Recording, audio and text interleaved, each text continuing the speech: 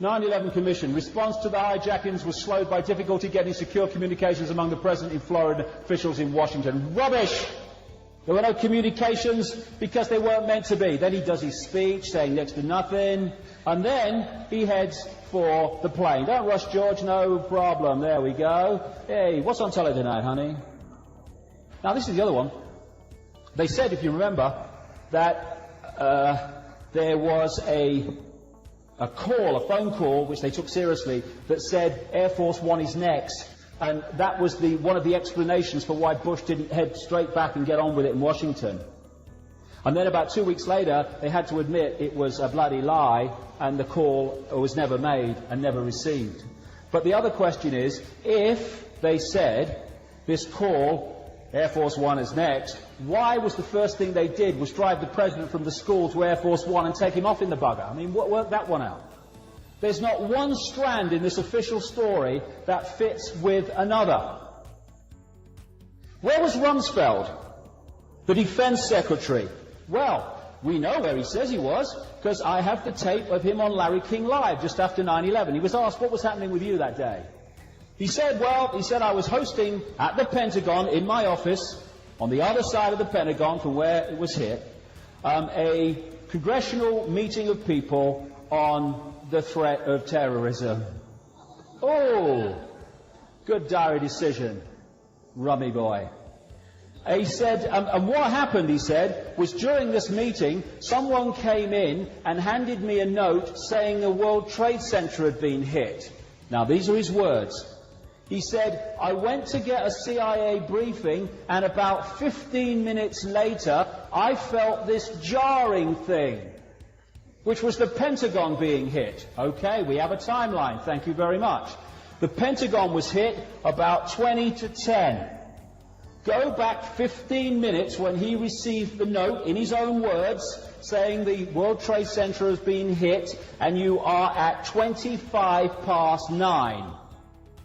He is saying, in his office, down the corridor from the command center that is designated to respond to hijackings, that he was only told at 9:25 about the first plane hitting at 9:15, and they didn't mention in the note the little fact that another bugger had hit about 9:03.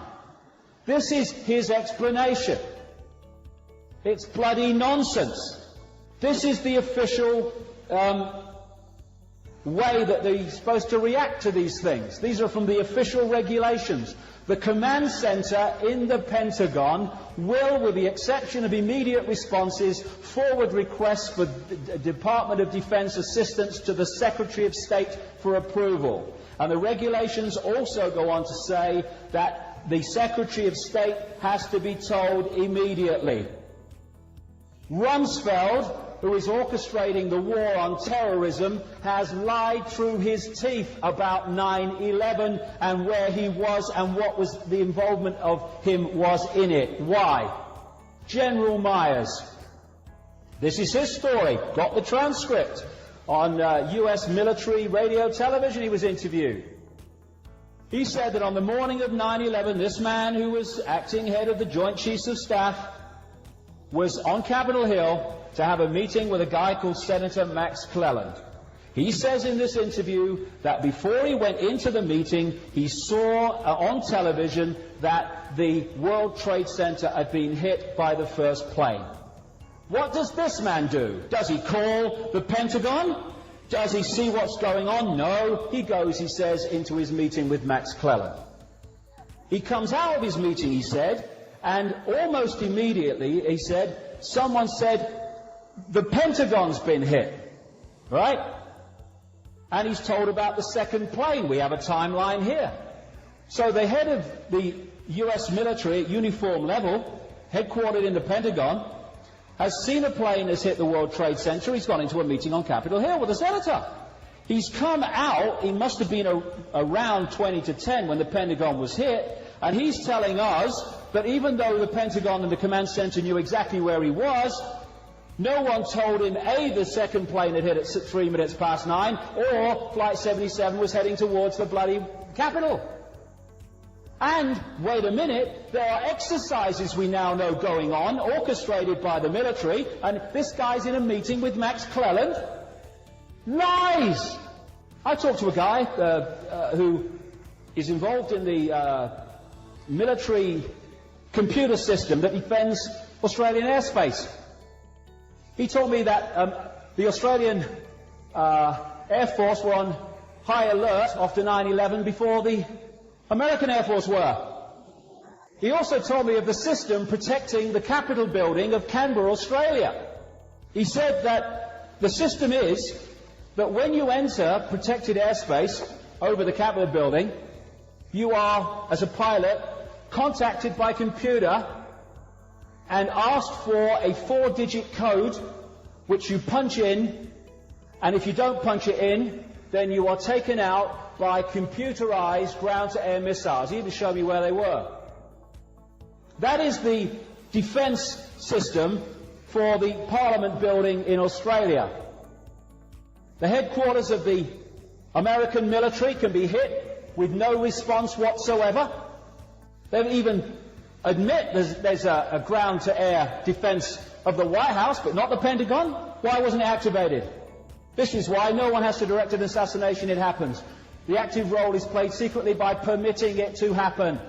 This is the greatest single clue. Who has the power to call off or reduce the usual security cautions? Who has the power? The very people who have used that horror to destroy more of our freedoms and slaughter thousands and thousands of people. That's the answer to the question.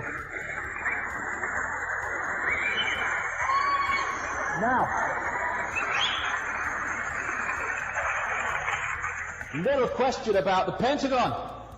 We recall, when we think of the Pentagon being hit, of that wall falling down. That's the image that we get. That happened 20 minutes after impact. Before it fell, there's hardly a hole in the Pentagon whatsoever. What? How can that be? Well, maybe we're not being told the truth. Oh no, stands back in amazement. Can't be possible. Now, this is a 757.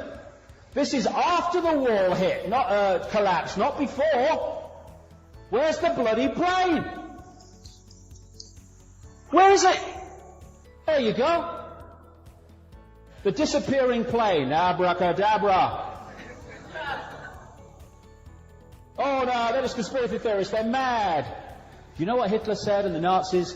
The bigger the lie, the more we'll believe it, because they would say, no, they wouldn't lie to us that much. Oh, yes, they would.